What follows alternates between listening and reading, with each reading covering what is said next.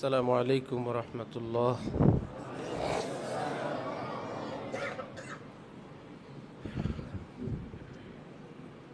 সবাই কেমন আছো তোমরা? মাশাআল্লাহ। এভাবে জিজ্ঞাসা করাই সুন্নত। কেমন আছো, কেমন আছেন, এভাবে জিজ্ঞাসা করা কি সুন্নত। আল্লাহ কেমন রাখছেন এভাবে জিজ্ঞাসা করা সুন্নত নয়। আল্লাহর আসমানের নিচে কোনো হাদিসে কোনো নবী, রসুল, সাহাবা কেউ কাউকে এই ভাষায় জিজ্ঞেস করেছেন আল্লাহ কেমন রেখেছেন, এটা নাই। বরং কেমন আছেন, কাইফা হালুকুম ইয়া আহলাল বাইত, নবীজির ভাষা। হযরত আম্মি জান এর ভাষা কাইফা ওয়াজাদতা ইয়া আবাতি। নবীজি অসুস্থ, আম্মি জান হযরত আয়েশা জিজ্ঞেস করলেন কাইফা ওয়াজাদতা ইয়া আবাতি, আপনাকে কেমন পাচ্ছেন, আপনার কাছে কেমন লাগে। আল্লাহ কেমন রাখছেন সেটা না, আপনার কাছে কেমন লাগে। মুমিনের দুই হাল, হয়তো সুখে অথবা কি দুঃখে। কেউ জিজ্ঞেস করবে কেমন আছেন, সুখের জন্য জবাব আলহামদুলিল্লাহ, দুঃখ কষ্টের সময়ে জবাব আলহামদুলিল্লাহ আলা কুল্লি হাল।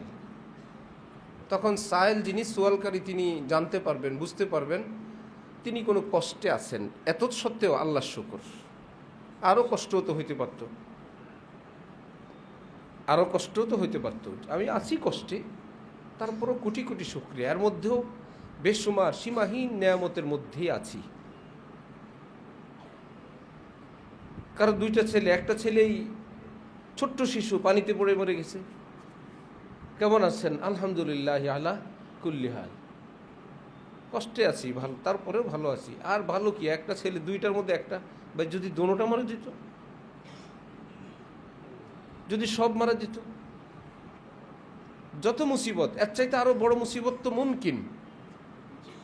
পাশাপাশি সকল মুসিবতের মধ্যে রহমত আছে। সব মুসিবতের মধ্যে কি আছে? শাহ আব্দুল গনি ফুলপুরি রহমতুল্লাহ আলাইহি বলেন, বান্দার মুসিবত কেন আসে, মুমকিন সূরা কি কি। মুমকিন সূরত হইতে পারে আল্লাহর উপকারের জন্য, আল্লাহর নিজের ভালোর জন্য আল্লাহ বান্দাকে কষ্ট দিছেন। আল্লাহ লাভ লোকসান থেকে পবিত্র, আল্লাহ পাক নিজের লাভে কোনো কিছু করেন না। তাহলে আল্লাহ নিজের লাভের জন্য হইল না, হবে না। এটা বান্দার ক্ষতি করার জন্য, লাইসা বিজল্লা মিল্লিল আবিদ, আল্লাহ পাক বান্দার ক্ষতি করেন না। তাহলে কারোরই লাভ নেই। এমনিতেই আল্লাহ পাক অনর্থক কাজ করেন না।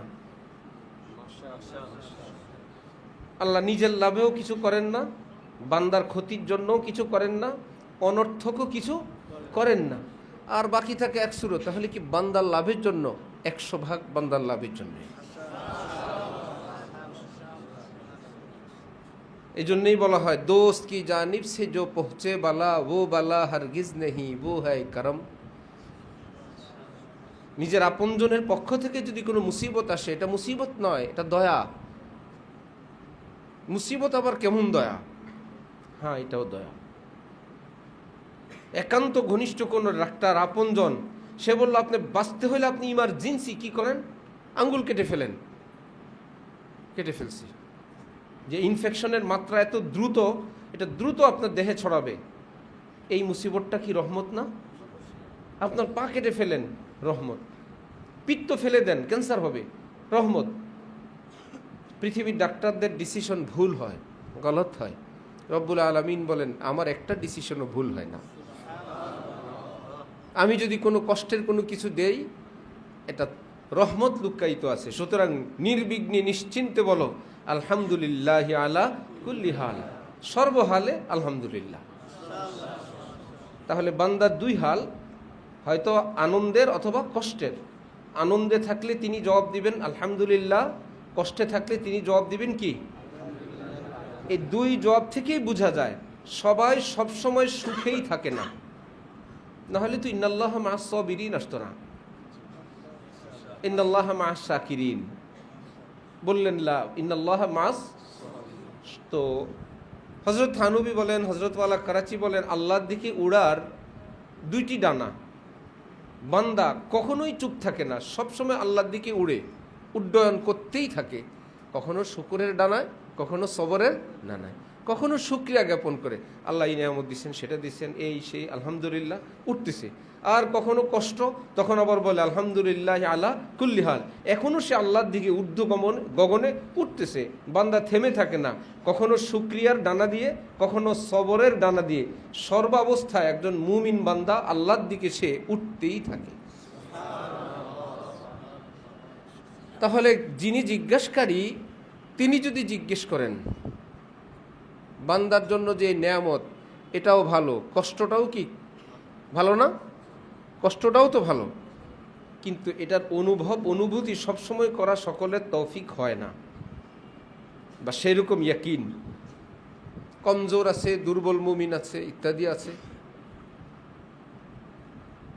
আরেকটা আদব হলো ইসলামের, ভালো জিনিস আল্লাহর দিকে নিসবত করা, মন্দ জিনিস আল্লাহর দিকে নিসবত না করা, এটা আদব। হযরত ইব্রাহিম আলাইহিস সালাতু ওয়াস সালাম কোরআনে পাকে বললেন আল্লাযী ইউতঈমুনি ওয়া ইয়াসকিন ইউমিতুনি সুম্মা ইউহয়িন, আছে না লম্বা আয়াত? তিনি হায়াত দেন, তিনি মৃত্যু দেন, তিনি পিলান, তিনি খাওয়ান, সব আল্লাহ করেন। কিন্তু শেষে গিয়ে বললেন ওয়া ইযা মারিজতু ফাহুয়া ইয়াশফিন, এটা বললেন না তিনি অসুস্থ করেন, তিনিই সুস্থ করেন, এটা না বলে বললেন আর আমি যখন অসুস্থ হই আমার আল্লাহ তখন সুস্থ করেন। আল্লাহ হায়াত দেন, আল্লাহ মৃত্যু দেন, আল্লাহ খাওয়ান, আল্লাহ পিলান, আমি অসুস্থ হই আল্লাহ সুস্থ করেন। নবীগণ দেখছো কতটা বাহুস, কতটা সচেতন, কত চৌকান্না, আব্বা জানকে আল্লাহ কত জ্ঞান দিছেন। ও ইদা মারিজতু অর্থ কি আল্লাহ অসুস্থ করেন না আমি অসুস্থ হই, ফাহুয়া ইয়াশফিন, তিনি সুস্থ করেন। অথচ অসুস্থতাও কি কারণ নিজের হাতে না আল্লাহর হাতে? তো বলে দেন না, এটা আদবের খেলাফ। সন্তান বড় হয়েছে, ছোটকালে বাবা তাকে শাস্তি দিলেন, শাসন করলেন, লক্ষ কোটিবার আদর আপ্যায়ন করলেন। এখন বড় হবার পর আব্বা আপনি আদর করলেন, আপনি কাঁধে করে নিছিলেন, আপনি রাত জেগে আমাকে কষ্ট করে চিকিৎসা করছিলেন, আদব। আব্বা মনে আছে ওই যে একদিন পিটান দিছিলেন, এটা বেয়াদবি, এটা আদবের খেলাফ। তোমার কল্যাণই দিছেন, ওস্তাদজিকে বলা, বাবাকে বলা, এটা আদবের খেলাফ। আমার কল্যাণে যা দিচ্ছেন সেটা দিয়ে বাবাকে আবার চোখ সামনে লজ্জা দেওয়া, এটা নিষেধ। কথা বুঝে আসছে? তাহলে আল্লাহ পাক কেমন রাখছেন এই প্রশ্ন শুনতে শোনা যায় আপনি কেমন আছেন, এখানে আল্লাহর কোনো নাম নাই। আবার যাকে জিজ্ঞেস করি সে বলে ভালো, ও আল্লাহর কোনো নাম বলে না। কেমন আছেন? ভালো। তাহলে তাকে একটু আগায় দিই যাতে করে তার মুখেও আল্লাহর নামটা আসে। আল্লাহ কেমন রাখছেন, তখন সে বলবে আল্লাহ ভালো রাখছেন। আমিও আল্লাহ আল্লাহ বললাম, সেও আল্লাহ আল্লাহ বলল, ভালো হইল। যদি এই দেমাগ দিয়ে, মাথা দিয়ে, ব্রেন দিয়েই ইসলাম যথেষ্ট হইতো, ওহির প্রয়োজন তো ছিল না, ঠিক না? এটা কি কোরআন হাদিসের ইসলাম না ব্রেনের? ব্রেন থেকে বের করা যে আমি বললাম কেমন আছেন, তিনি বললেন ভালো আছেন। আমি যদি বলে দেই আল্লাহ কেমন রাখছেন, তিনি বলবেন আল্লাহ ভালো রাখছেন। ইসলামের এই অংশটা কি কোরআন হাদিসের না বানানো? কিন্তু দেখতে তো সুন্দর, শুনতে সুন্দর। এক নম্বর কথা হলো, তাহলে এত সুন্দর ইসলামের এই অংশটা নবীজি জানতেন না? সাহাবাই কেরাম কি জানতেন না? আল ইয়াউমা আকমালতু লাকুম দীনাকুম এর মধ্যে অন্তর্ভুক্ত কি ছিল না? সুতরাং যেটা খাইরুল কুরুনি ছিল না, এইরকম সুন্দর কিছু আমাদের লাগবে না। যেটা খাইরুল কুরুনি ছিল না, এইরকম সুন্দর কিছু আমাদের লাগবে না। যদি সবাই সুন্দর কিছু আবিষ্কার ইসলামের পারমিশন পেয়ে যায়, যে খারাপ কিছু না, আপনি ভালো কিছু ইসলামে যোগ করতে পারবেন, তাহলে ভালো কিছু যোগ করতে করতে ইসলাম আর থাকবে? ইসলাম তো ভালো কিছুর নিচেই পড়ে যাবে। এই দরবারওয়ালা কিছু ভালো করছে, ওই হুজুর ভালো করছে, এই মাদ্রাসা থেকে নতুন কিছু বের করছে, ওই মাদ্রাসা থেকে এক দুরুদ ভালো করছে, এক পীর সাহেবের দরবারে দুরুদ শরীফ আল্লাহুম্মা সাল্লি আলা মুহাম্মদ, এরপরে ছদ্মনাম পীর সাহেবের আমি বলতেছি, ওয়ালা আলী সৈয়দ আলী মুহাম্মদ, ওনার নাম সৈয়দ আলী। এখন সৈয়দ আলী ছেলে রজ্জব আলী হয়েছে, রজ্জব আলী দুরুদ শরীফ আরেকটু লম্বা করছে, আল্লাহুম্মা সাল্লি আলা মুহাম্মদ ওয়ালা আলী সৈয়দ আলী মুহাম্মদ ওয়ালা আলী রজ্জব আলী মুহাম্মদ। তার ছেলে এখন কদম আলী হয়েছে,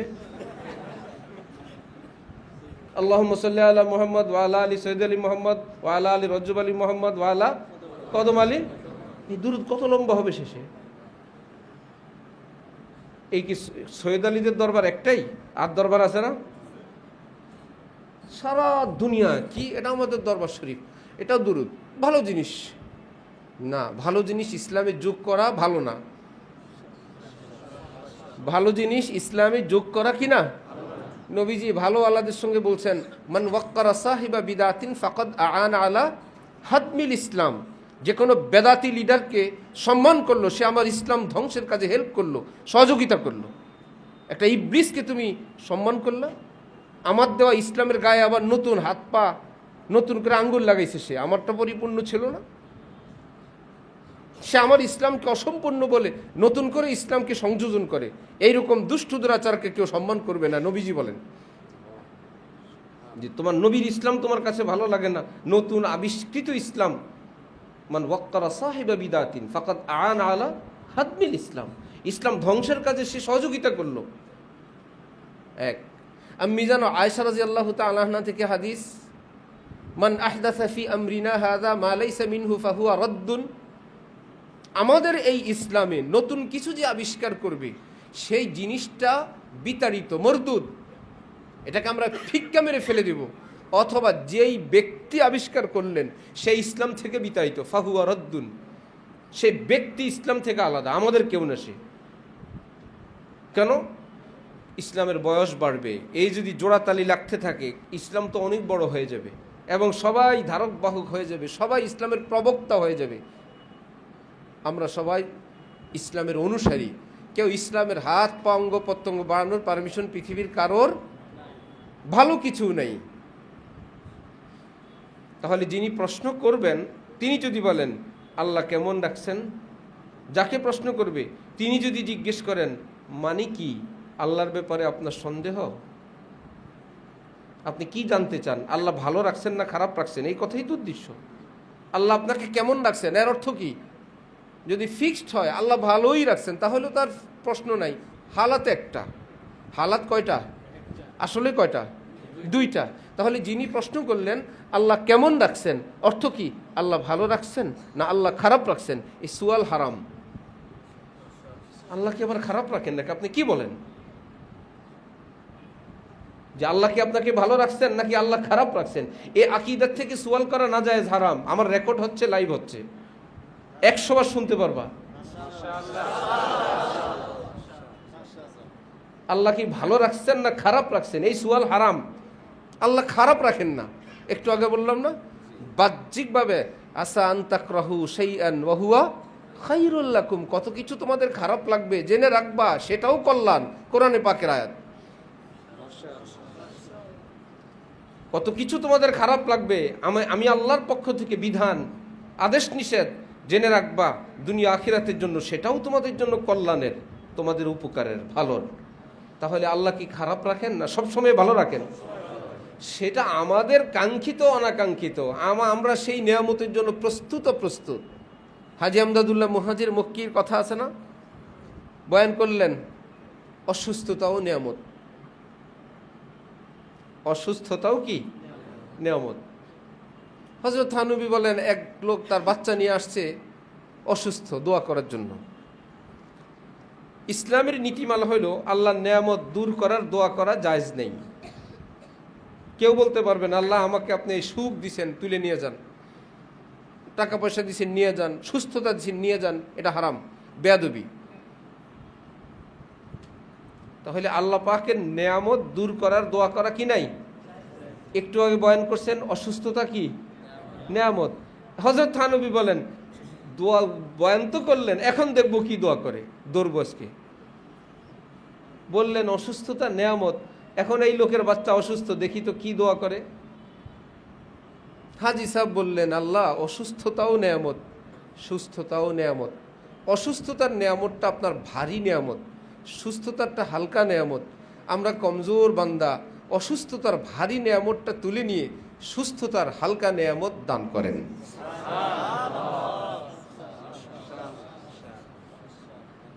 এটাকে আমি একাধিকবার তোমাদেরকে বলছি। দুই নিয়ামতের মধ্যে আবার হালকাটা কে চায়? ভারীটাই চাইবে, বড়টা চাইবে, বেশি নিয়ামত চাইবা না। রাস্তা দিয়ে আসতে চোরা দুইটা তিনটা একদম কয়েকজন সশস্ত্র ব্যক্তি বলল যে এই 2টা টাকার বস্তা, যেটা নিবা সেটাই তোমার, 1000 টাকার বান্ডিল ভরা, একটা 5-6 মণ হবে আর একটা 2 মণ, মাথাত করে নিয়ে যাও। মনে করো ফারজান, ঠিক আছে, যদি বলো হুজুর কোন জায়গা এটা, ভালো কিছু খায়া নিয়ে আজকেই যাই, সেটা না। মনে করো মূল কথাটা বোঝানোর জন্য, যেটা নিবা সেটাই তোমার। তাহলে এক বস্তায় যদি 2 মণ টাকা থাকে, যেই বস্তায় 6 মণ টাকা, টাকা বেশি না? হালাল যদি হয় সেটা বড় নেয়ামত না? কিন্তু বহন করে আনতে হবে মাথায় করে। তুমি তখন বলবা দুটোটাই তো নেয়ামত, 6 মণ এটা বেশি ভারী, এটা আমি বহন করতে পারবো না, 2 মণেরটাই দেন, বলবে না? এই বলে যে ছোটটা আনলো, বড়টাকে কি অস্বীকার করলো? সে কি মনে মনে আকীদা করলো টাকা শুধু একটার ভিতরে, ওগুলো সব পাথর না, জানে টাকা আমি বহন করতে পারবো না ভাই, এই জন্য ওটাকে সরি বলে ছোটটা নিয়ে আসলাম, ঠিক না? অনেক আগের হেফসখানায় থাকতে গল্প, আগের যুগে বাসের কন্ট্রাক্টরের সঙ্গে গল্প, ঝগড়া হইতো মানুষের খুব, এক সময় মারামারি, এগুলো একদম অ্যাভেলেবেল ব্যাপার ছিল। আমরাও ছোটকালে একটু পাইছি, ভাড়া নিয়ে তর্ক বিতর্ক, হই হুল্লোড়, এ খুব ছিল সারা দেশে। এর মধ্যে এক লোক ঢাকা থেকে চট্টগ্রাম যাবে, ভাড়া দেয় না ঠিক মতো। কন্ট্রাক্টর খেপা বলছে তোর ভাড়া লাগবে না, তোরে বিনা ভাড়ায় চট্টগ্রাম নিব, 1 থাপ্পড় দিব, 1 থাপ্পড়ে তোর চিটাগাং নিব আজকে। পাশের থেকে একজন এসে বলল কন্ট্রাক্টর ভাই আমার ছোট্ট একটা দিন, আমি কুমিল্লা যাব। কারণ জোরে থাপ্পড় দিলে তো চট্টগ্রাম চলে যাবে বিনা ভাড়ায়, এই জন্য ভাবছি আমি হালকা একটা খাই, যেহেতু বিনা ভাড়ায় 1 থাপ্পড়ে। হেকায়াতে লতিফে তো তোমরা পড়ছই, একজন বেচারা আরেকজনকে পাপোশ দিয়ে বাড়ি দিছে। হাকিমের কাছে, বিচারপতির কাছে গেলে বিচারপতি বলল যাই হোক সর্বশেষ 8 আনা জরিমানা দিয়ে দাও, 50 পয়সা। এখন অপরাধী পকেট থেকে খুঁজে টুজে 8 আনা পায় না, পাপোশ নিয়ে এসে বিচারপতির বাড়ি দিছে একটা দিয়ে, 1 টাকা দিয়ে বললো আপনি 8 আনা নিয়ে, ওরে 8 আনা দিয়ে। এক বাড়িতে যেহেতু 8 আনা, আমার কাছে খুচরো পয়সাও নাই, ভাগ করে নিয়ে। যাই হোক নাই হোক, তাহলে 2 মণের বস্তা আর 6 মণের বস্তা, দুটোটাই তোমার জন্য ফ্রি একটা গিফট, কিন্তু উঠাইতে হবে নিজে মাথায়। তখন তুমি উঠাবা কোনটা, 6 মণেরটা না 2 মণেরটা? এই বলে কি 6 মণের নেয়ামত অস্বীকার করলা? স্বীকার করি, বহন করা সম্ভব না। হাজী আমদাদুল্লাহ মুহাজির মক্কি বললেন অসুস্থতা ভারী নেয়ামত, এর মধ্যে অনেক কিছু আছে জানি, কিন্তু বহন করা তো কষ্ট। আল্লাহ আপনি এটা উঠাই নিয়ে সুস্থতার হালকা নেয়ামত দান করেন। হযরত আইয়ুব আলাইহিস সালাম সুস্থ হলে আল্লাহ পাক জিজ্ঞেস করলেন আইয়ুব কেমন আছো আজকাল? হযরত আইয়ুব কাঁদতে শুরু করলেন, ভালো আছি, মনটা ভালো নাই। কেন মন ভালো নাই?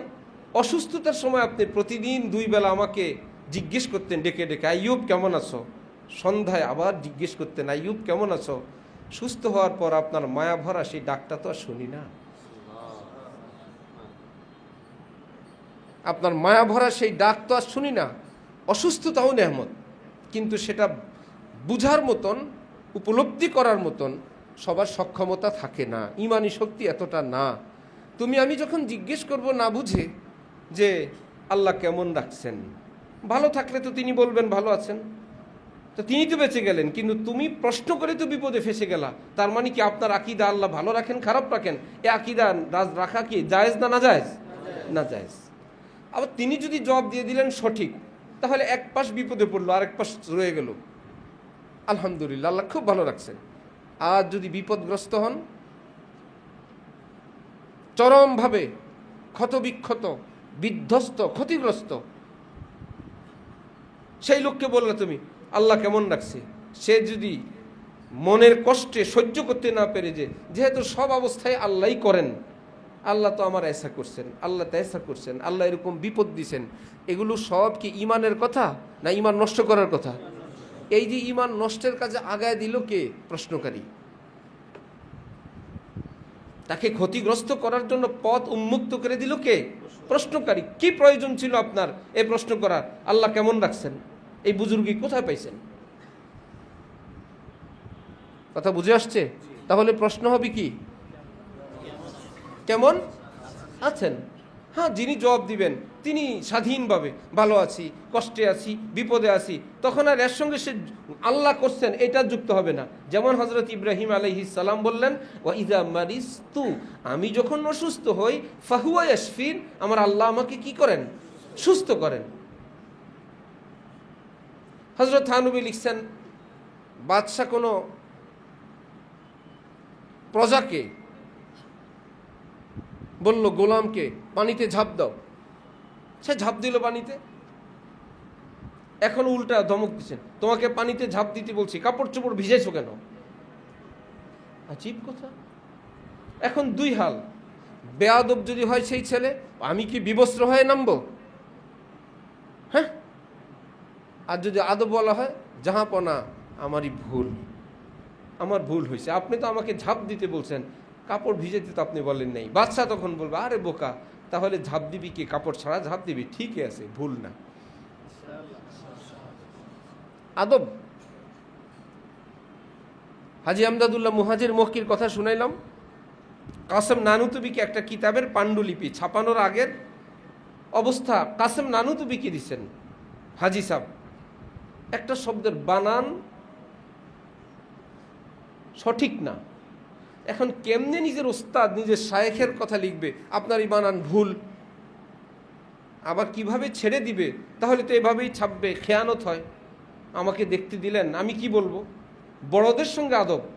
ওই ছোট্ট একটা শব্দ, এটাকে বৃত্ত এঁকে দাগ টেনে সাইডে নিয়ে গেলেন। ইয়ে লফজ সমঝ মে নেহি আয়া, হজরত এই শব্দটা আমার বুঝে আসে নেই। অথচ ভুল করছেন হাজি সাহেব, কিন্তু হজরত কাসেম নানুতুবি নিজের ওস্তাদের দিকে নিসবত করলেন না নিজের দিকে। হজরত ইয়ে লফজ সমঝ মে নেহি আয়া, এটা বললেন না ইয়ে লফজ গলত হ্যায় ইত্যাদি, কিছু না বলে ইয়ে লফজ সমঝ মে নেহি। হাজি সাহেব তো বুঝে গেছেন যে হ্যাঁ, এটা তো লিখতেই ভুল হয়েছে, ভাই তোমার সমঝ কি আসবে, এখানে ভুল হয়ে গেছে। কেসা আদব ওয়ালা, সুবহানাল্লাহ। তাহলে আল্লাহর কোনো বান্দার সঙ্গে যদি এইরকম আদব হয়, আল্লাহর সাথে কি আদব হওয়া উচিত? তাহলে শরীয়তে ইসলামিয়ার ভাষা হইল, কেউ কাকে জিজ্ঞেস করবে আপনি কেমন আছেন, ঠিক আছে ইনশাআল্লাহ।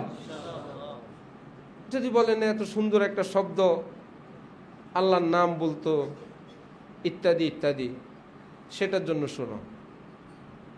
আগের যুগে কোরআন শরীফ লিখতো নিজের হাতে। এক ওস্তাদ ছাত্রকে কোরআনে পাক লিখতে দিছে। ছাত্র হইল আল্লাহ কেমন রাখছেন এর মতন আলেম, বুঝো নাই? এলেম কালাম নাই, নিয়ত ভালো। ছাত্র এইটুকুন জানে কোরআনে পাকের প্রতি হরফে 10 নেকি। কোরআন পবিত্র কিতাব, কোরআন আল্লাহর কালাম, লৌহে মাহফুজ থেকে আসছে। সে সেই কিতাব পড়তে গিয়া লিখতে গিয়া দেখে এর মধ্যে বাকারা গরু, এর মধ্যে আনকাবুত, এর মধ্যে ফিল হাতি এলিফ্যান্ট, তারপরে সেখানে দেখে আবুল আহাব। হায় রে জ্বালা, এগুলো পড়লে নেকি হবে, আবার এই সমস্ত অসভ্যদের নাম আল্লাহর পবিত্র কালামে, এটা দুশমনদের কাজ। সে লিখতে গিয়া এই জায়গাগুলো ফাঁকা রাখছে। এখন ওস্তাদজির কাছে কোরআনে পাক জমা দিবে, ফাঁকা থাকলে আবার জিজ্ঞেস করবে, তো খারাপের জায়গায় ভালো লাগাই দেই। সে ওস্তাদির কোরআন শরীফ জমা দিতে গিয়ে এখন সে ভাবছে কি করা যায়, কোথাও গরুর জায়গায় তার আব্বার নাম, কোথাও শ্বশুরের নাম, কোথাও ইত্যাদির নাম, কোথাও উস্তাদজির নাম জমা দিছে। কি করছো, সব ঠিক মতো লিখছো? একদম কোনো জায়গায় ঝামেলা করো নাই? এই কয়েকটা জায়গা আমার বুঝে আসে নাই, প্রথমে এসা, পরে আমি এই খারাপ এই নষ্ট শয়তানগর নাম বাদ দিয়ে ভালো কিছু নাম দিয়ে দিছি। কি করছো?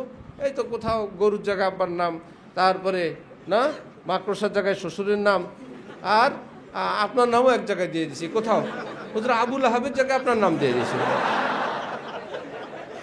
যেখানে তাব্বাত ইয়াদা আবিল আহাব, এখানে আমি আপনার নাম দিয়েছি। আবুল আহাবের চেয়ে আপনার নাম কোরআনে পাকে থাকুক। নিয়ত খারাপ না নিয়ত ভালো? কাজটা খারাপ। কোরআন শরীফে নিয়ত ভালো। আবুল আহাব পড়লেই নিয়ে কি হবে? এটা আবুল আহাবের বরকতে না, আল্লাহর কালাম হওয়ার কারণে। আল্লাহর কালাম। আবার ইউসুফ জুলাইখার প্রেম কাহিনী, তো তোমার আব্বা আম্মার নাম দিয়ে দিতা, যে আমার আব্বা মাকে ছাড়া বুঝে না, মা বাবাকে ছাড়া বুঝে না। পৃথিবীর ইউসুফ জুলাইখা তোমাদের ঘরে থাকে, সেখানে না, না এসা চলবে। যেটা যেভাবে আছে এভাবেই থাকবে। ঠিক আছে? আল্লাহ আমাদেরকে দিনকে সহিভাবে বুঝার তৌফিক দান করেন। আল্লাহ, আমরা কওমি মাদ্রাসা ওলামায়ে দেওবন্দের রুহানি আওলাদ। এই পৃথিবীতে বছর পর শতাব্দীর পর পর বিভিন্ন ডালপালা চতুর্দিকে ছড়াইতে থাকে, ব্যাখ্যা বিশ্লেষণের ডান বাম হইতে থাকে। আবার একটা মূল কাফেলা থাকে, নবী যে কাফেলা, সেই কাফেলা একদম সেই স্মৃতির উপর আমলের উপর একটা জামাত থাকে। আবার কোরআন হাদিসকে সামনে রেখে ব্যাখ্যা করতে গিয়ে কেউ ডান বামেও চলে যান, কেউ খারিজি, কেউ শিয়া, কেউ কাদরিয়া, কেউ জাবরিয়া, কেউ মুরজিয়া, ইত্যাদি ইত্যাদি। মুসলমানই ওলামায়ে দেওবন্দ 1300 বছর পর এসে 1300 বছর থেকে নিয়ে নবীজি পর্যন্ত ইসলামের যে মূল ধারাটা, ডানে ভাই অনেক কথা, অনেক ব্যাখ্যা, সর্বযুগের হক্কানি আলেম ওলামাদের জামাতের ফয়সালা কি ছিল, ওই সময় আবার অন্যদের ফয়সালা কি ছিল, ডানে ভাইয়ের সমসাময়িক কিছু কথা, একদম 1300 বছর থেকে নিয়ে নবীজি পর্যন্ত ইসলামের মূল ধারাটাকে ওলামায়ে দেওবন্দ একদম উম্মতের সামনে সাফ করে বাতলাই গেছেন। যুগে যুগে বিভিন্ন ব্যাখ্যা বিশ্লেষণ ডানে বায়ে গেল, কিন্তু সিরাতুল মুস্তাকিম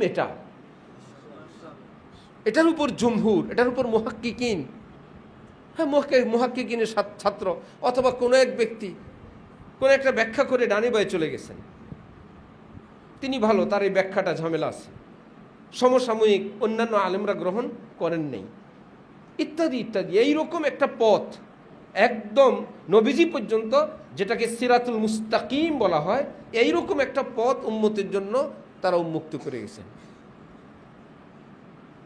এই জন্য সৈয়দ আতাউল্লাহ বুখারী রহমতুল্লাহ আলাইহি এই ওলামায়ে দেওবন্দ সম্পর্কে বলতেন, সাহাবা কা এক কাফেলা যা রাহা থা ইত্তেফাক সে পিছে রহ গিয়া। তাদের এলেম, আমল, আখলাক, ফিকির, এতেদাল, বাড়াবাড়িও নেই, কমাকমিও নেই, মানে একদম দুনিয়ার মৌজু হাদিসও বয়ান করে এমনও না, একদম সহি হাদিস ব্যতীত কিছু মানে না, এত কড়াকড়িও না। তিরমিজি শরীফ আল্লাহ পাক তৌফিক দিলে পড়বা, পৃষ্ঠায় পৃষ্ঠায় ইমাম তিরমিজি হাযা হাদিসুন হাসান, হাযা হাদিসুন হাসান, হাযা হাদিসুন হাসান, হাজারবার তিরমিজি শরীফের হাদিস, যে হাদিসের স্তরের দিক থেকে এটা হাসান হাদিস, তার মানে এটা সহি না, সহির পরের স্তরের। কি ব্যাপার ভাই, নবীজি যখন হাদিস বলতেন, তোমাদেরকে আগে বলছি, তখন কি হাদিসের কোনো প্রকার ছিল না, সবই এক প্রকার। এবারে প্রকারগুলো শুরু হইল সাহাবীদের যুগে, না তো মেশকাতলারা আস। ইমাম তিরমিজি জন্ম কবে? 201, 279, দাউদ 202, 75, তো সব হইল 200 থেকে 300-র মধ্যে মুহাদ্দিসরা হিজরি। সবার মুরব্বী ইমাম বুখারী 194, 56। 193 জন্ম হলে পরের দিন থেকে বুখারী লেখা শুরু করছেন।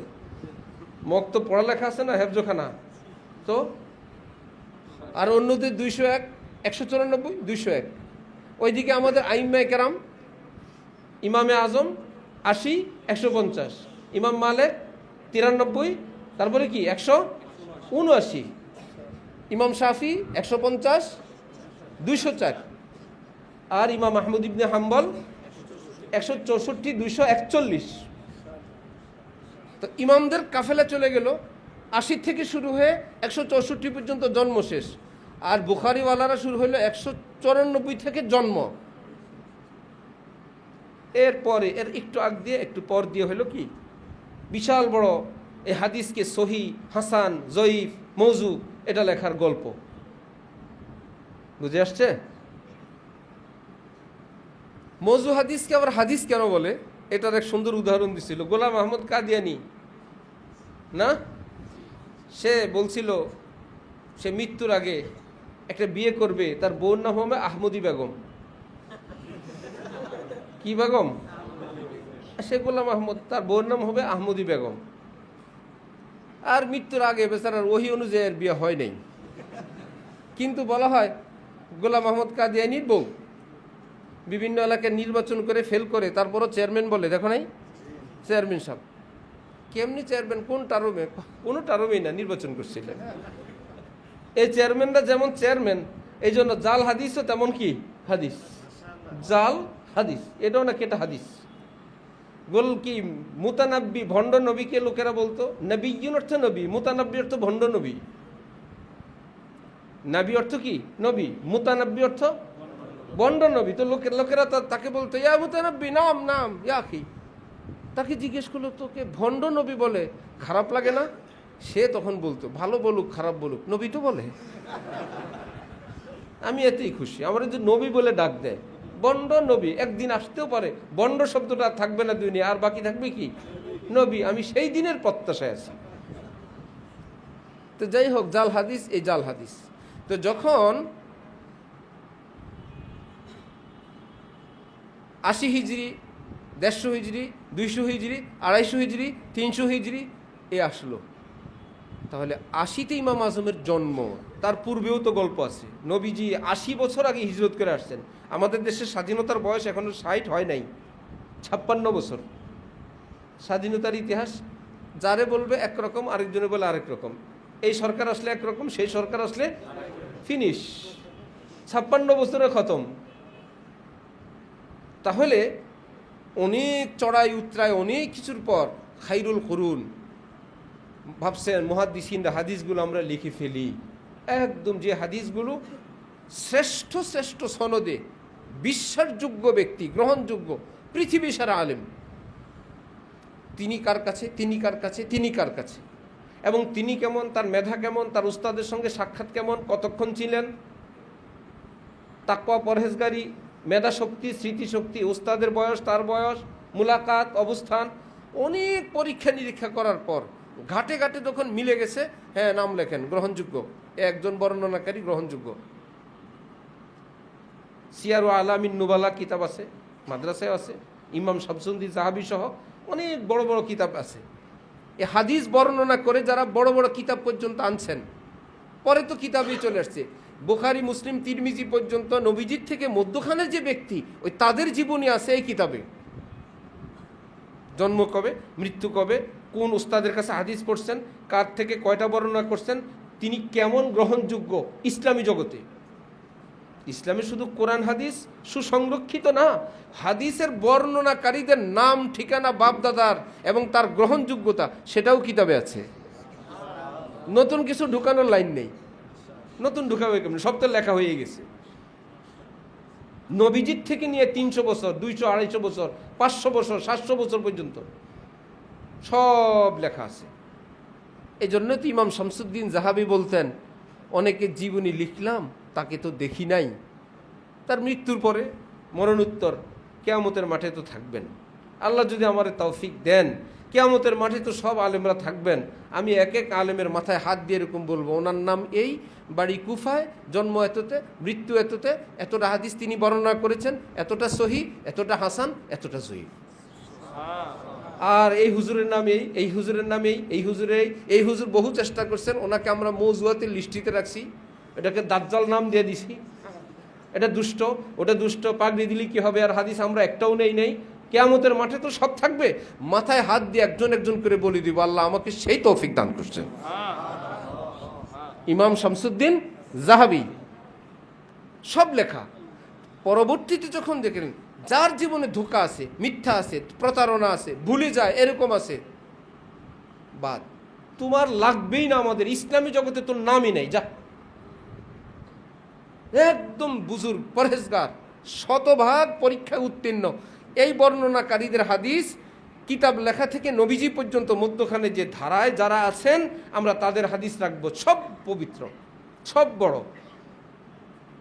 এবার বড়রা কি সব সমান না? তাদের মধ্যে বড় ছোট আছে। এই বড়রা গ্রহণযোগ্য বর্ণনাকারীদের হাদিসকে বলা হয় শুদ্ধ হাদিস, হাদিসে মাকবুল। কি বলা হয়? মাকবুল, গ্রহণযোগ্য হাদিস। এইটাকে বাছাই করছেন তিন ভাগে, এর মধ্যে যেটা একদম সেরা সেটা হলো সহি, যেটা মিডিয়াম সেটার নাম হাসান, যেটা তৃতীয় শ্রেণীর সেটার নাম কি? জয়ীফ। তাহলে মকবুল হাদিস, গ্রহণযোগ্য হাদিস কয় প্রকার? আর যেটা কোনোভাবেই সেটা গ্রহণযোগ্য করা যায় নাই, সেটার নাম কি? জাল, মৌজু। তাহলে হাদিসগুলো কি হাদিসের কারণে না বর্ণনাকারীর কারণে? এবার বর্ণনাকারী একজনের দৃষ্টিতে বলল উনি গ্রহণযোগ্য না, পরে আরেকজন বলল তিনি গ্রহণযোগ্য, যার জন্য একই হাদিসকে কেউ জয়ীফ বলছেন, কেউ জাল হাদিস বলে দিচ্ছেন, অন্য 10 জন মিলে বলছেন না না জাল না, এটা আরো 10 সনদে আমরা পাইছি। কারো ব্যাপারে যদি এরকম কোনো বিষয় থাকে আর এটার সাপোর্টে যদি অন্যান্য হাদিস থাকে, সেটা শক্তিশালী হয়ে যায়। কোরআন হাদিসের তথ্য মতো যদি সেটা মুআইয়িদা তাইদাত থাকে, মানে এটা একটা সুতা, একটা পাটের সুতা দুর্বল, 10টা এক জায়গা হলে কি ওই 10টা মিলে দুর্বল হইতে হইতে আরো দুর্বল না শক্তিশালী? কেন দুর্বল 10টা একত্রে হইলে তো এখন তো আরো দুর্বল হবে না, একদম পাতলা সুতা দুর্বল, কিন্তু 10টা যখন একত্রে হয়ে যায় এটা একটা রশি হয়ে যায়। ঠিক বর্ণনাকারীদের যোগ্যতায় যদি এরকম কোনো দুর্বলতার মাত্রা দেখা যায়, কিন্তু এই মাত্রার আরো 2, 4, 5 জন যখন তার সঙ্গে যোগ দেয়, সবাই মিলে কি হয়ে যায়? শক্তিশালী হয়ে যায়। লোক তো ভালো, এই কঠিন, ওনার দেমাগি কোনো ব্যাপার স্যাপার, ব্রেনের ব্যাপার ইত্যাদি।